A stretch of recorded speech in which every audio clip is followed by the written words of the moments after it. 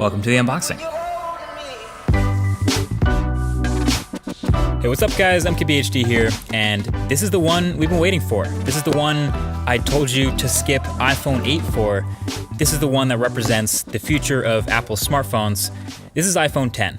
And while it doesn't say X anywhere on the front of the box, people are pretty much always going to call this one the X. I've just accepted that.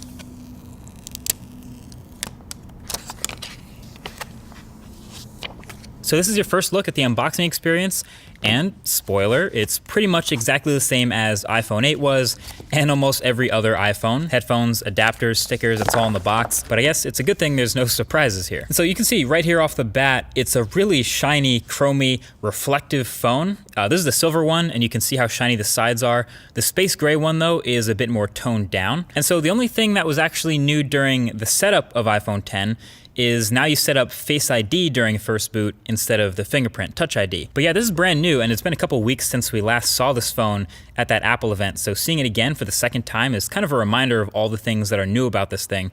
Obviously, the biggest difference is the display up front, the 5.8-inch OLED corner-to-corner screen that fits in a footprint smaller than the iPhone 8 Plus, which has a smaller screen. So naturally, pretty much all the focus is going to be on that, and the notch at the top, and how apps handle it, etc. And I can tell you that aside from all the incompatible apps I've come across that are going to have to get updated, my experience with the display panel itself have been pretty decent so far. It's bright, it's contrasty, well calibrated, definitely not oversaturated like some OLEDs can be. And just handling and playing with this phone in the studio here for the first time, it's answered some immediate questions that I had about it from the last video. So first of all, since there's no home button, obviously, you have that swipe up gesture to go home, but we were wondering, how do you take a screenshot? That is power and volume up. So that's the new screenshot combo for iPhone 10. And then since holding the power button now goes to Siri, how do you turn the phone off? Well, it's gonna be long pressing the power button and volume up key, and that'll get you to see that power off menu. So those are two new key combos to memorize there. And then of course I was reminded of how many gestures there are now to memorize. Obviously when you get rid of a button, there's a whole bunch of swiping and gestures to replace it. So there's the multitasking and app switching motions, which are pretty similar but both kind of useful in their own way.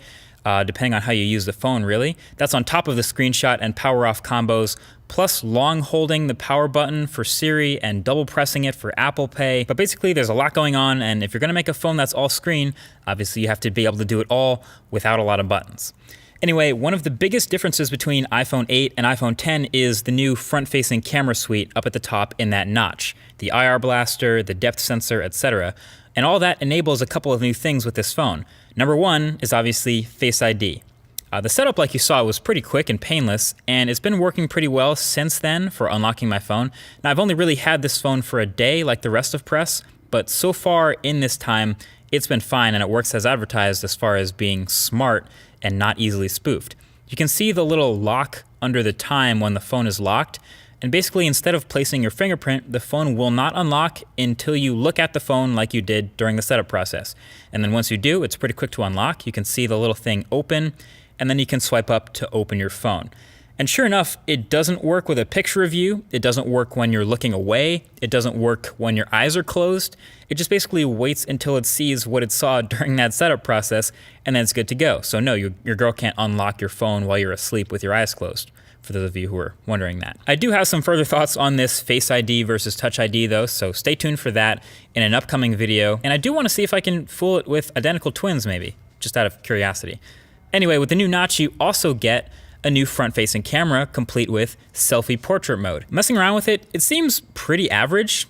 Interestingly enough, that Pixel 2 that I've been testing seemed way more like confident with the front-facing camera portraits than the iPhone 10. Now there's no doubt both of these will get better with time and software updates, but just from turning on portrait mode, switching the front-facing camera, and snapping a picture, these are the types of results you're gonna get. There's a pretty big difference between the two if you ask me, especially if you're looking at edges and hair and things like that. And sometimes the iPhone just didn't want to blur the background at all, just got really picky about the lighting. But that's something, again, we'll be testing a lot more for the full review of this phone.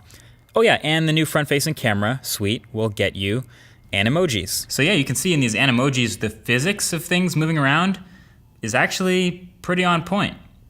So if you're into it, you can map your face to a cartoon animal head and send it to someone in iMessage.